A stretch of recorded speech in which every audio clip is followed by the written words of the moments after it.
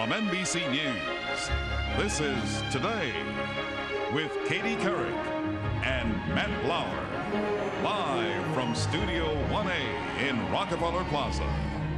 And how to give your mom one very sweet Mother's Day in Today's Kitchen, right after this. Plus, a real treat for Mother's Day in Today's Kitchen. Chef Norman Love from the Godiva Chocolate Boutique will be here to show us just how to make chocolates for the sweetest person in your life, of course, dear old mom. Oh, can't wait for that. Coming up next, homemade chocolates for mom on Mother's Day, right after these messages.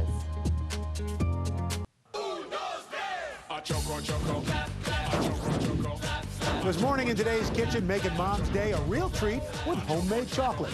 In addition to the studies on the healthy benefits of eating chocolate, we know one thing is true.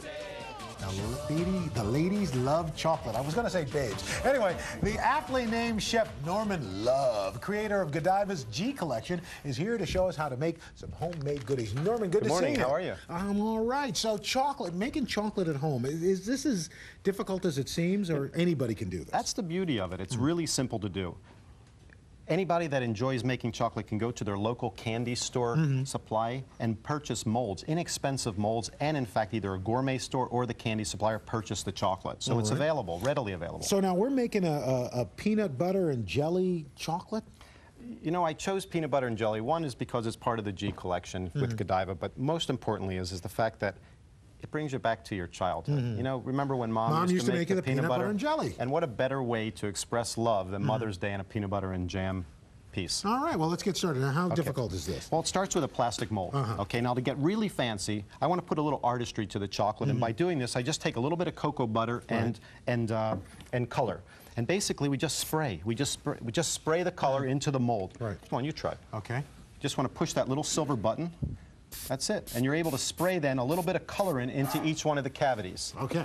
Okay, and what's the end result is something that looks like this. So you made a little stripe in there, too. Exactly. You put a little bit of red, a little bit of yellow, and we got some And eventually color. the chocolate will pick that up. Absolutely. Okay. So the next process is you have some melted chocolate. We flood out the entire mold. We fill every one of the cavities. Right. We then turn the chocolate out and tap the excess. So that it'll spill out. Absolutely. We scrape the mold, place it down, and the end result then is a shell. And then do you refrigerate this? If you put it in the refrigerator for a few minutes, the colorant and the chocolate will bond together. Okay. You see? And oh, there you go. And it lifts out that easily? It lifts out. Chocolate naturally will contract when it hardens. Okay. Okay? Now, so we're making the filling. We're making the filling. So as you think, we have fresh peanut butter, and we have a beautiful Swiss milk chocolate. Right. We're going to add the two together. Okay? And it's this simple. You can purchase your favorite creamy, smooth peanut butter. Could you use chunky? You can. If you like some texture in it, why not? That would be an interesting texture in your mouth. It would be great. So just by blending the two together, you're able to create what we call a ganache. And a ganache is just an emulsion of fat and water. And in this case, we're blending the peanut butter and the milk chocolate. It certainly sounds fancy, ganache. I like the ganache.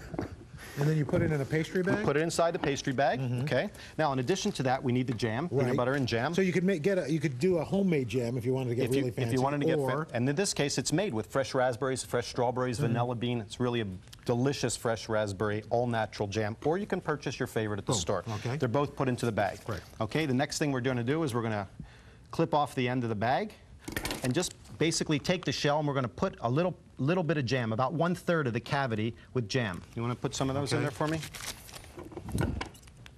Then I have some of the peanut butter and peanut butter mixture already in a pastry bag. That's perfect. Excellent. Did you do this before? Never. You do a good job. Well, not with Canty. Okay. Okay, all right. That's good. All right. And now we come back with the peanut butter, and we just go on top of it. Oops, I'm sorry. Let me just cut it a little bit. Didn't cut it works enough. better with the ends off. Yes, it does. Okay. There we go. And we start to fill the peanut butter over top of the jam, leaving a little bit of space on the top of the mold.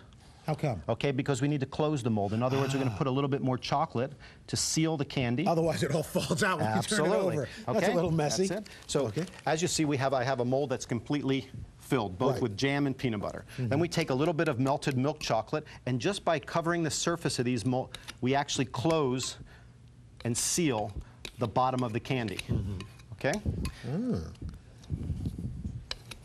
So just with a little bit of melted chocolate. And would you put that back in the fridge? Goes back in the refrigerator. And then this is the finished product? Yep. Oh, yep. Oh, do I turn it over? Yep. Okay. Here we go. I'm going to just turn one shot. And Ta-da! And all the candy. Okay, where's our moms? Where's our mom tasters?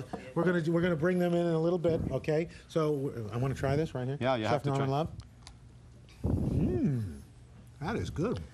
We're going to be back with more of our chocolate peanut butter sandwich right after this. But first, this is Today on NBC. Chocolate milk bars, there's so much variety.